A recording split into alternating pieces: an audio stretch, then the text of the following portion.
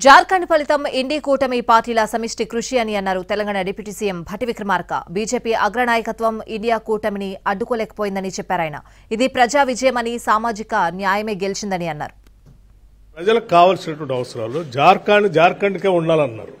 జార్ఖండ్ని ఏదో భారతీయ జనతా పార్టీ సంబంధించినటువంటి మిత్రులకు దోచిపెడతా అంటే అది కరెక్ట్ కాదని జార్ఖండ్ ప్రజల పక్షాన్ని నాయకత్వంతో నిలబడ్డారు.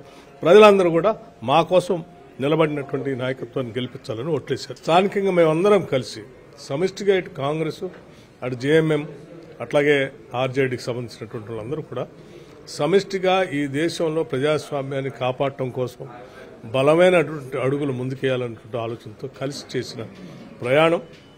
అట్లాగే జార్ఖండ్ ప్రజానికం గత 5 సంవత్సరాలుగా ప్రజలు ఈ ప్రభుత్వం అందించినటువంటి విధానం, భవిష్యత్తులో ఏం చేస్తామని చెప్పినటువంటి అంశాలను అన్నింటినీ కూడా నమ్మి ఈరోజు ఈ అవకాశం